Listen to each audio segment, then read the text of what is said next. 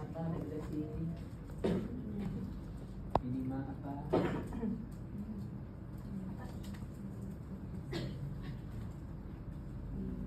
yang 57 itu. Salah tadi salah. Harus apa?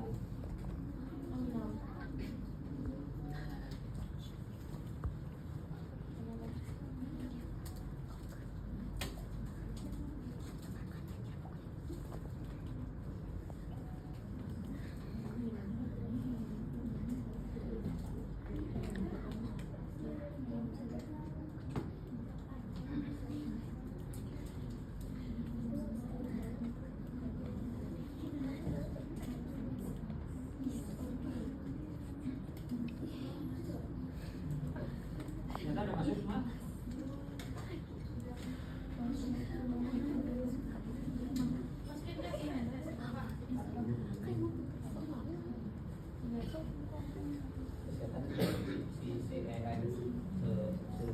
Jadi regresi ada dua ya, ada yang sederhana, ada yang Berganda. Apa bedanya regresi sederhana dengan regresi berganda? Sederhana mah hanya 2 varian. Oh, Perbedaan tambah terletak pada jumlah variabel independen, bebas. Regresi sederhana melibatkan satu variabel dependen Y dan satu variabel independen X. Persamaannya biasanya Y sama dengan beta, garis bawah 0 plus beta, garis bawah 1X, garis bawah 1 plus epsilon. Regresi berganda melibatkan satu variabel dependen Y dan lebih dari satu variabel independen. X garis bawah 1, X garis bawah 2, dots, X garis bawah N. Persamaannya biasanya Y sama dengan beta, garis bawah 0 plus beta garis bawah 1X, garis bawah 1 plus beta garis bawah 2X, garis bawah 2 plus dots, plus beta, garis bawah NX, garis bawah NX, garis bawah N plus epsilon. Jadi, regresi berganda merupakan perluasan dari regresi sederhana untuk menguji pengaruh simultan dari beberapa faktor terhadap variabel terikat. Jadi nanti kalau dua variabel berarti sederhana. Kalau udah lebih dari dua jadi berganda. Oke. Ini S1 itu berarti berganda. Yang kalian gunakan berapa variabel? 4. Berarti berganda. Dan gimana cara pengolahannya gitu? Ya.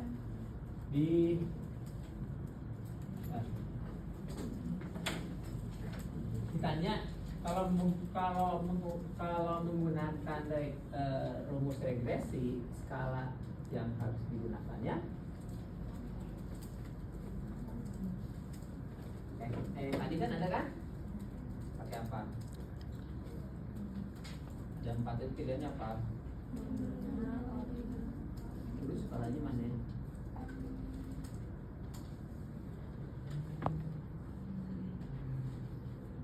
Lebih tinggi mana hubungan dengan pengaruh? Pengaruh. Kita ada hubungan, tapi kita minta pengaruh. Ya kan? Setuju. Makanya gitu. Makanya kalau mengukur hubungan tadi pakai Martina, kalau mengukur pengaruh berarti pakai berarti skalanya minimal harus atau Rasio yang matris. Terus kan, kalian kan nanya yang kalian bikin di mana deskripsi ataupun itu kan ataupun yang tugas kalian skalanya sebenarnya ordinal itu apa? Ordinal. Tapi kenapa kalian menggunakan regresi? Ya,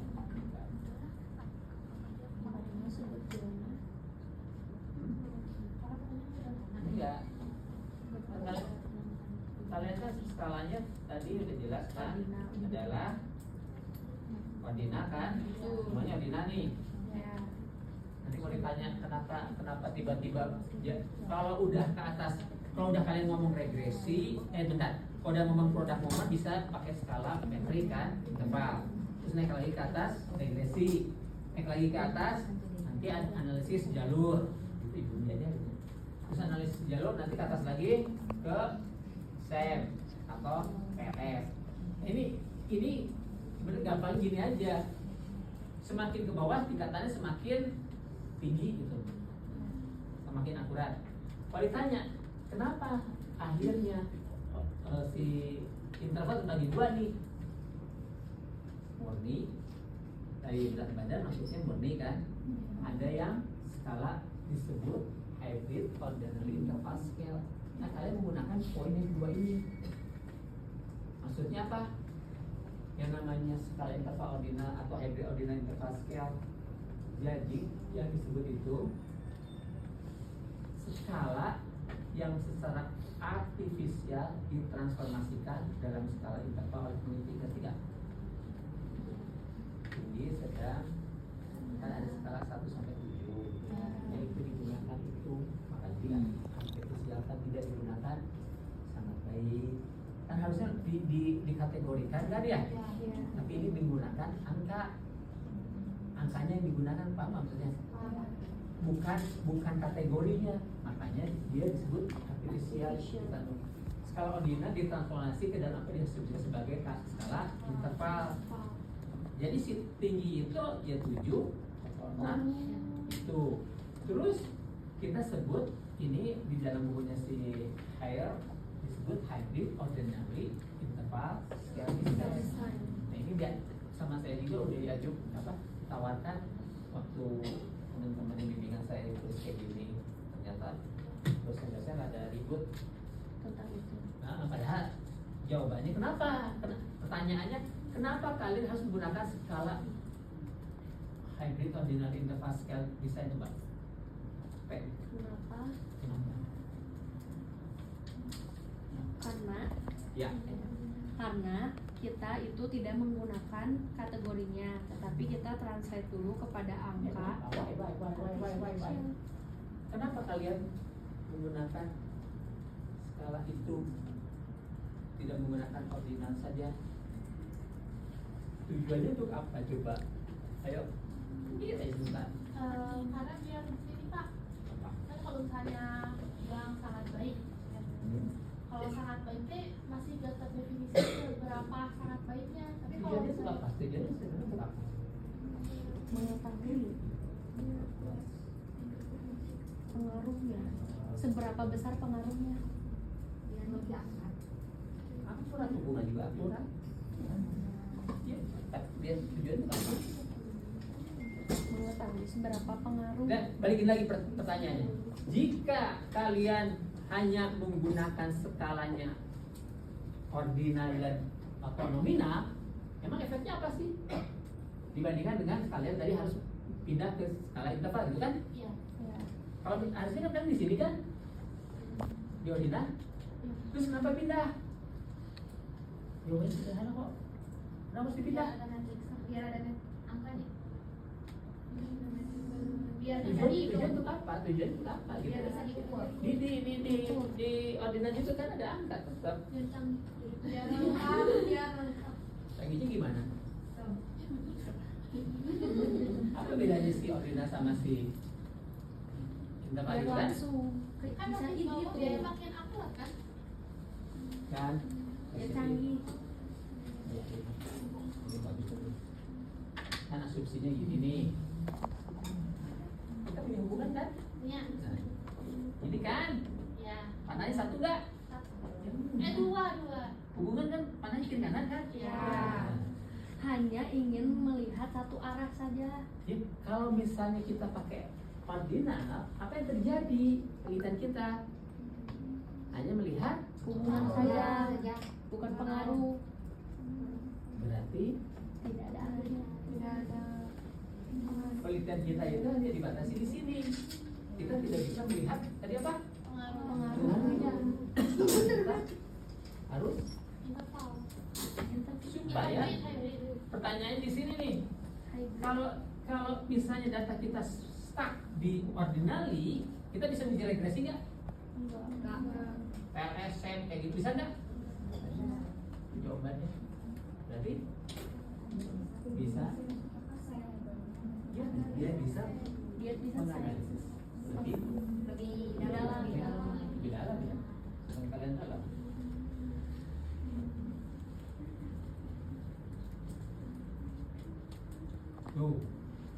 kalian nanti ini menghitung rata-rata deviasi standar kayak itu kan kalau di sini nggak ketemu semuanya. Misalnya preferensinya residu, nah terus balik lagi. Nah ini biasanya dipakai tuh dalam perhitungan bisnis pemasaran. Saya lebih rigid detail dan sebagainya. Oke, balik ke regresi ya. Nah ini poin regresi ini kita samain dulu. Sebenarnya rumus awal regresi dibikin itu bukan melihat pengaruh. Kalau kalian ada di prodi ekonomi pasti menggunakan regresi untuk melihat apa? Prediksi. Jadi bisa memprediksikan bila secara tepat nanti angka. Kalau saya makan kalori segini tiap hari berapa lama, nanti minggu depan diprediksikan berat badan saya gimana? Kalau misalnya saya nabung kayak gini dengan konsumsi gini, prediksikan bisa semua dijawab dan benar. Makanya orang-orang ekonom menggunakan regresi. Makanya nanti regresinya, ini ngomong regresi ini ya ruang besar.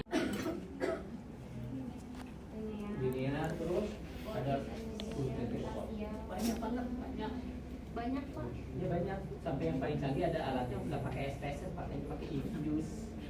Apa tuh? Infuse itu program Infuse. Kita aja belajar dengar dulu. Belajar juga sama anak-anak S1 di mana? Di Unpad kayak gitu belajar pakai itu. Yang tadi yang ekonom ya. Oke. Kenapa nggak pakai SPSS? Karena si prediksi dengan menggunakan Infuse itu lebih tepat, lebih akurat dibandingkan SPSS. Nah, kita pakai SPSS apa? Oke, sebenarnya memprediksi ya. Terus, lihatin tadi kalau korelasi lihat hubungan. Kita hubungannya kuat atau lemah? Kuat. Nanti kan kita punya hubungan. Ya. Hubungan kita bisa kuat atau lemah, tapi belum tentu bisa mempengaruhi. Itu. Terus kalau regresi kita melihat besar pengaruh sebuah variabel pada variabel lain. Besar pengaruh satu variabel ke variabel lain. Jadi misalnya si X1 dengan S2. Terus metode-metodenya banyak sekali yang digunakan. Nah, kalau misalnya ketemu dengan Pak Girang, Adian, dan lainnya, beliau meminta metodenya nggak bisa metode langsung dianalisis pakai ini. Datanya dicek dulu apakah datanya ya Atau enggak? normal atau tidak. Nah, itu sama Bu Ila saja. Normalitas dulu datanya normal atau tidak, sehingga nanti pas di kadang-kadang nggak normal dia, tapi melihat ada tidaknya data yang disebut outlier. Outlier Yang keluar dari yang rata-rata itu. contoh di sini gimana? Kalau misalnya di sini contoh Indonesia. Contoh Misalnya di sini ya. disebut outlier siapa coba? Pendidikan bisnis kelas B. Terus no outlier mana? Ini kita B. Kan ini mah A. Kita B. Ulangi. Ih, gak mau.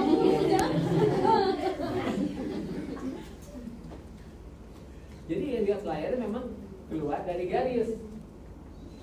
Misalnya ini garis ya, nanti rumputnya di sini. Itu tiba-tiba dia ada di sini. Ada di sini dan sebagainya. Diapain? Dibuang. Saya gitu kan. Ini mah premium. Kalau dipakai kenapa? Jadi galau. Merusak data. Jadi di sini tiba-tiba ada katakanlah orang China, orang Indonesia yang kuliah di sini, terus dia pintar banget. Jadi kalian tuh berharap gitu. Kalau dia langsung ketika dia dikeluarkan Amat. kata lagi. Oke. Nah ini disebut variable extreme tadi Kalau nanti kita coba sekarang pakai metode bentar itu nggak siap layarnya itu diasumsi udah masuk kayak gitu diolah sendiri. Nanti ini yang kalian belajar ukur normalitas, linearitas, heterogeneisitas apa dan sebagainya yang mudah-mudahan minggu depan. Lanjut. Oke, pelan-pelan regresi Maya. Iya. Lihat prediksi, nanti lihat juga pengaruhnya katanya. Terus langkahnya itu harusnya melihat dulu asumsi-asumsinya terpenuhi tidak. Kalau sekarang KW bagian buat bibit-bubut dan sebagainya. Iya kan? Ya. Orang lain kan? Iya. Iya. Kalau zaman dulu mah Iya. lihat bubak bibit dan sebagainya gitu. Sekarang kawin Benar. kawin ngamuk gitu. Cuma sebulan. Benar. Itu asumsinya ini tidak lanjut nih. Yang diuji apa? Ada 2. Kalau di korelasi ujinya apa tadi? Kali Korelasi sperma tadi apa? Cuma uji jadi apa itu yang keluarnya ada F-nya nggak? Korelasi. R kan? Kayak gitu bandingkan dengan tabel gitu kan? Berarti uji T kan? Sekarang muncul F. Itu nanti uji T dan uji F. Apa? Kalau T berarti tadi uji apa? Ada LR sama. Apa? RT? Korelasi. Dengerin tuh. Di dalam regresi ada 2. Bisa melihat korelasi, pasti melihat korelasi dulu baru melihat hubungan. Pengaruh. Jadi si F lah. Berapa besar pengaruhnya? Si F. T korelasinya. kalau pengaruh mah uji T. Pengaruh. Salah. Ayo layar. Pengaruh mah tadi apa? Kalau T tadi apa? Uji korelasi. hubungannya. Ya. Kalau F nanti Pengaruh. Nah, Benar. Tadi salah.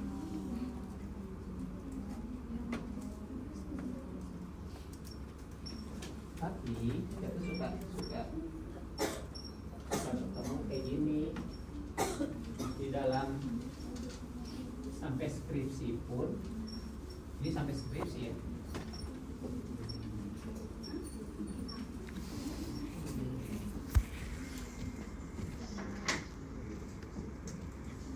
Ini X1, ini X2, oke, ini Y. Oke, lihat dulu sini. Rumusan masalahnya,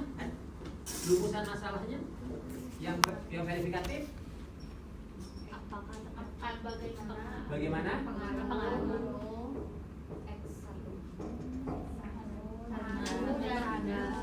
Gimana? X1? Itu bener kan? Perlu satu-satu nggak? Nanti ini dengerin, logikanya perhatiin. Ini berarti kan regresi berganda kan? Perlu gini nggak? Perlu dites, diuji pakai regresi sederhana nggak?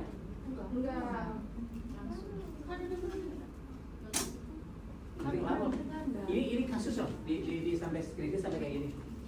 Ketika dia udah berganda, diuji lagi regresi sederhana, perlu nggak? Kenapa nggak?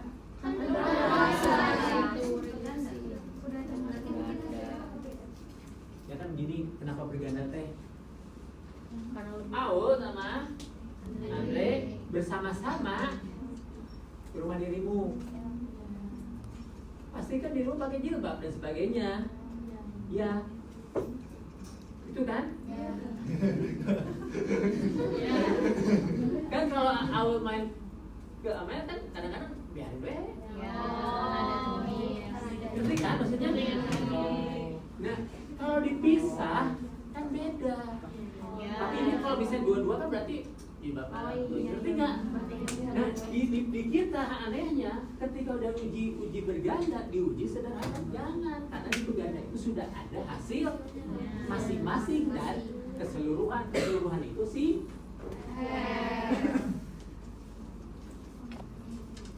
Makanya rumusan masalah ya cukup ini nanti cukup satu ini, tapi nanti di dalamnya kalian bisa melihat dari hasil berganda itu si ini dan itu lebih tinggi mana antara X. Nah, latihan ya. Nah, ini kelasnya di sini. Nanti diminta kalau bimbingan pakai uji step wise. Step wise. Jadi kita justru mendahului uji langsung jadi normalitas dan sebagainya diabaikan. Kemudian nanti kita coba pakai ini ya. Oke. Oke, pelan-pelan. Ini tadi benar nggak?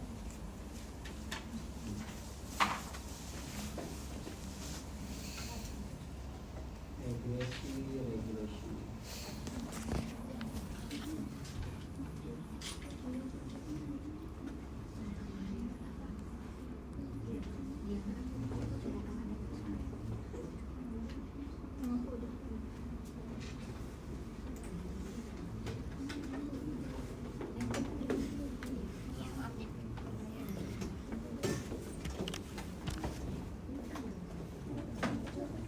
Oke, dan masukin datanya, kalian udah punya Excelnya kan? Nah, perhatiin Excel ini kalian buka di sheet 1.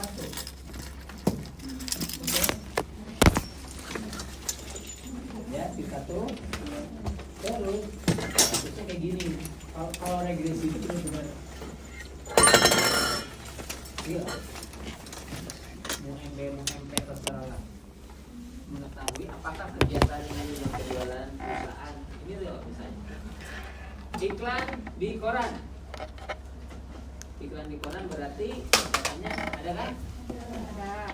Satuannya yaitu juta per bulan. Satuan. Iklan di radio juta per bulan. Jumlah outlet satuan unit outlet. Jumlah salesman adalah orang. Pada body patternnya apa?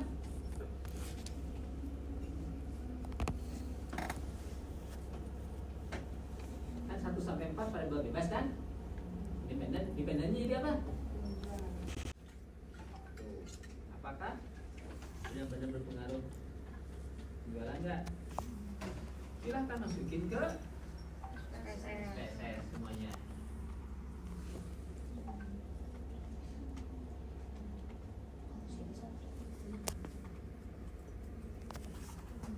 Tuh, diajarin. Nama lah. Kopinya apa? Pakai jempol, pakai linking. Kalau PNS mah linking. Oh, enggak Itu kan yang tahu. Gua harus pakai ini. sama Jawa Barat ya Pak. Iya, biar enggak ya. Kopi. Biasanya udah jadi kan. Oh iya kan. Regresi mana bergandanya?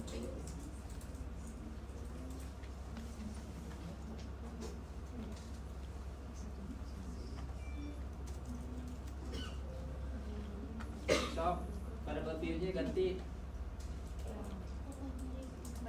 Hah? Apaan? Kata siapa nggak bisa?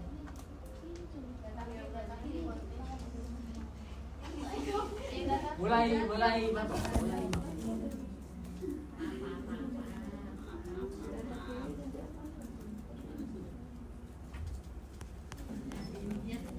Ya, Bu.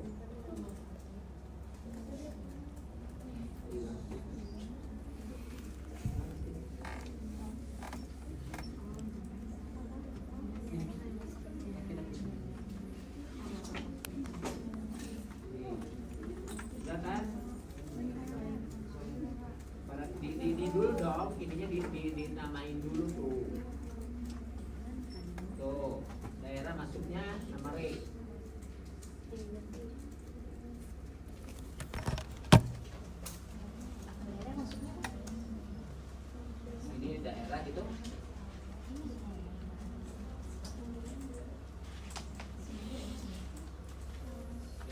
X2 salesnya mana sih? Yang kedua. Sales yang kedua X1. X1 Ya, terus suka sales. daerah. Berarti ini Y kan, sorry ya. Ini Y. Betul kan? Ini X1, X2, X3, X4. X1 nya apa? Di sini kasih label baru. Y nya apa? Sales. Ininya iklan Koran. koran, iklan radio, outlet. Nah,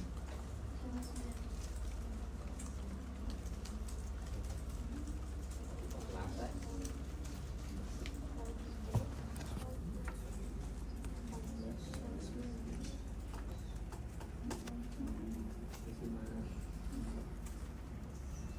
Dia sampai X4 ya. Saat belajar sederhana mah sangat sederhana. Dia sekali bisa.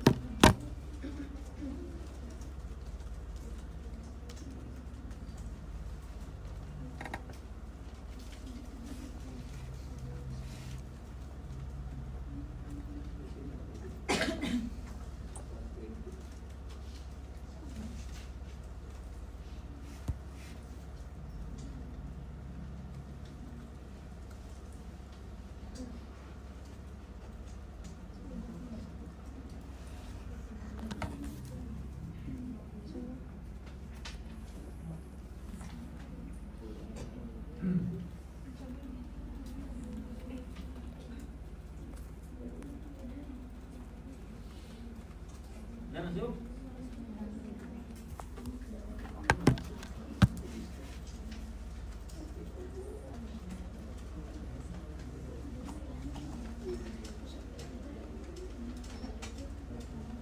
Kita masukin recognize, regression,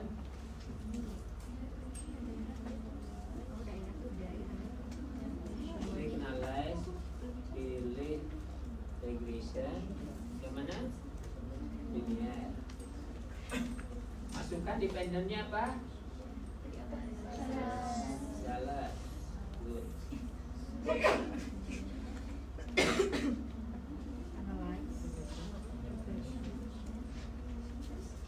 Terus yang mana Pak? Tadi kan linear.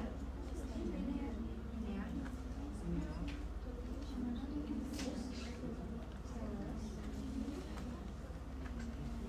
Independennya?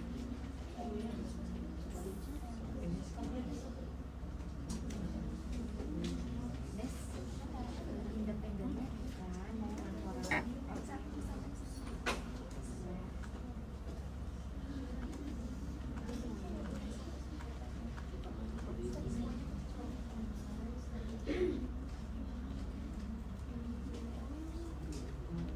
Udah masuk ini? Daerah masukin ke mana? Case, label. Konten sama sales aja Pak. Konten sama sales. Enggak. Masuk. Cuma di posisi nanti di tengah kain, di tengah kata, di tengah kata. Kita baca. Case, label. Daerah masukin ke mana? Pencet dulu itu Oh ya. iya. Case, label. Ya, lanjut ya. Dependen 4 kan? Metodenya pilih enter. Metodenya ada di mana? Nah, ini enter kan? Oh, udah.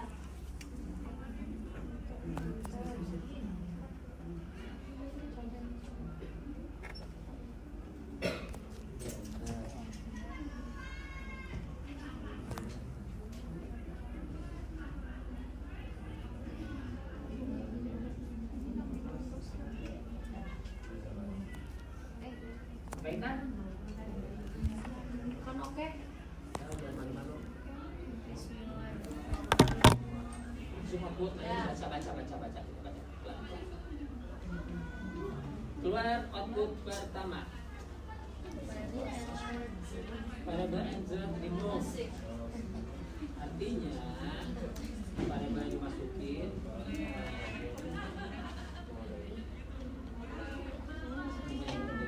berarti kan udah yang masukin bener kan?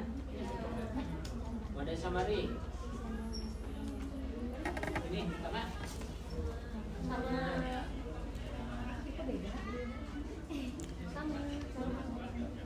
Bedanya apa?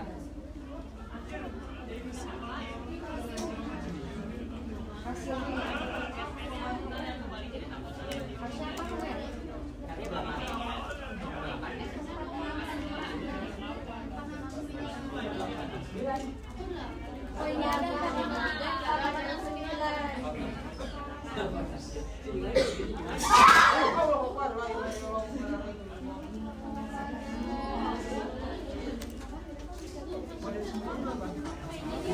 9. Kamu 469 kan? Berarti sini measure-nya Apa beda? Sama? Measure-nya apa nominal sama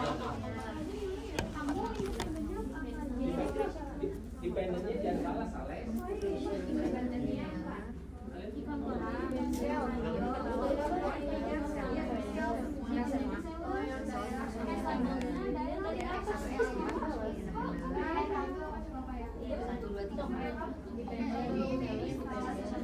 Sekarang semuanya kecuali daerah. Kecuali daerah.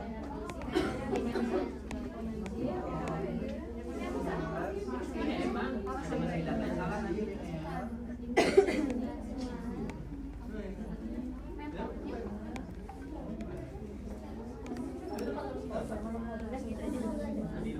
Ke daerah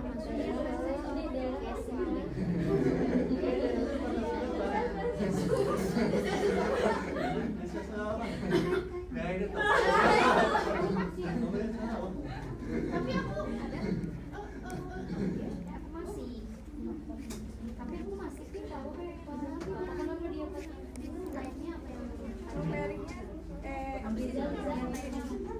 numerik semuanya numerik bukan scale Kalau tipe numerik, kalau yang itu ukuran scale sama Kemarin sudah saya ini ada nominal.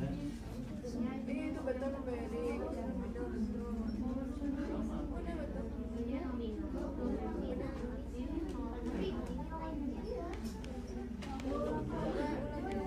Ke bawah lagi coba.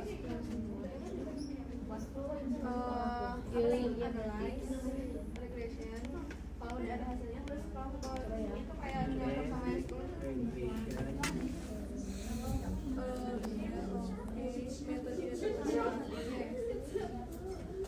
Emang nggak ngebaca. Tapi kalau diganti titik ya.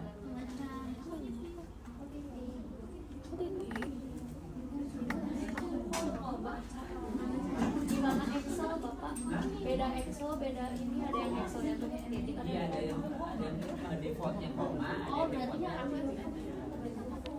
kalau misalkan di Excelnya kok di SPSS 0,869 artinya korelasi antar semua variabel sebesar tinggi sedang rendah. Nah, gitu kan?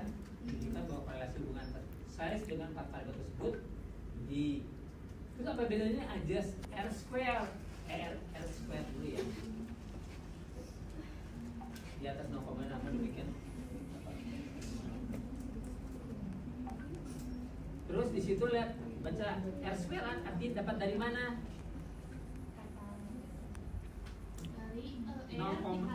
Dikali 2 dikali sama. Pangkat 2 jadinya. Terus kalau nanti dimasukin ini mah manual banget ya. Kalau dimasukin ke dalam analisis jangan R-nya R square karena variabel lebih dari satu lainnya. Itu lebih spesifik. oleh lain Variabel lainnya besar Sisanya 100 apa? 2,9. Jadi ini bagus banget bentuknya. Tuh, sedangkan ini kan 26,4 tidak sama variabel lain. Paham nggak? Kalau juga si standar error of estimasi itu jadi adalah jika nggak pakai si sales dan sebagainya pendapatan dia itu nggak 1,58 juta per bulan.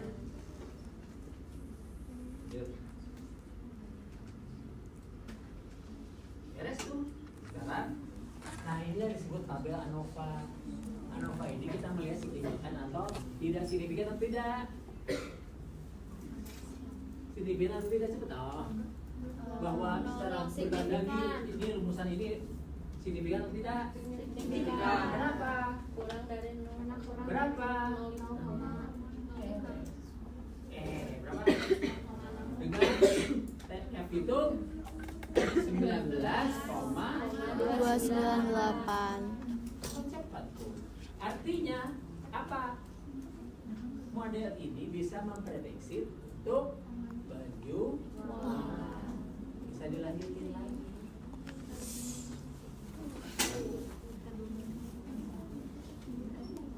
Dapat memprediksi ses atau dengan kata lain bagi orang dari dimana secara bersama secara ini ingat ya, ada uji P, ada uji F, uji keseluruhan simultan. Uji keseluruhan simultan antara banyak variabel Pak gunakan uji F. Ada di tabel. Muncul lagi tabel satu lagi. Ini uji T. Mana yang tidak signifikan? Outlet dan salesman. Kenapa? Ini kan konstanta nggak signifikan ini kan? Oh. Kenapa nggak signifikan? Masukin rumus sekarang. Mesti ingat kan dulu rumusnya. Y sama dengan masukin rumus Y sama dengan A ada konstanta ya plus BX1 itu iklan koran ya dengan X1 itu iklan koran kan plus BX2 iklan radio plus BX3 outlet plus BX4 hati-hati, ini hati-hati nih. Masukin ke rumusnya hati-hati. Kenapa? Ada plus ada minus kan? Masukin aja. Di mana coba? Beta. Saya sama dengan 100 ini iklan koran. Tambah, kenapa tambah? Positif. Iklan radio. Outlet minus. Mana yang minus berarti? Mana sih minus? Minus kan 27 kan? 13 ya. Nah, di beta. Oke kan? Ya. Ambil di situ rumusnya. Salesman gitu. Ya. Sekarang masuk akal nggak? Kalau kita menambah outlet minus atau nambah pendapatannya? Minus. Kenapa? Biaya. Karena yang lain juga biaya. Nah, kita lihat di sini realistisnya gitu. Setiap penambahan, lihatin, setiap penambahan satu iklan, satu biaya iklan akan meningkatkan saya sebesar 10 juta. 10 juta itu kan juta 10 juta 900. Masuk akal kan? Dia penambahan satu iklan di koran nambah saya segini, masuk akal nggak? Balikin sekarang ke ini. Setiap apa? Penambahan outline Berarti min kan mengurangi, berarti biaya untuk paket itu sebesar 13 juta.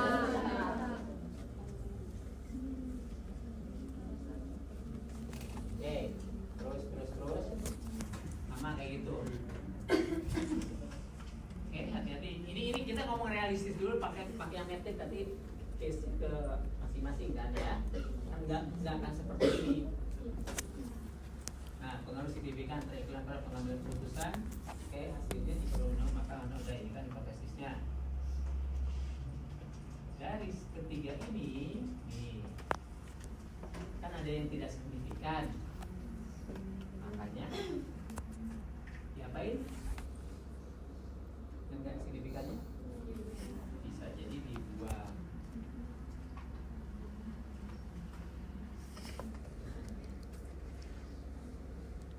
Maka persamaannya menjadi ya, benar ya. Bentar. Sebelum pulang, satu kasus yang bisa boleh pulang. Diulang lagi rumusnya, ingat tadi kan ada kan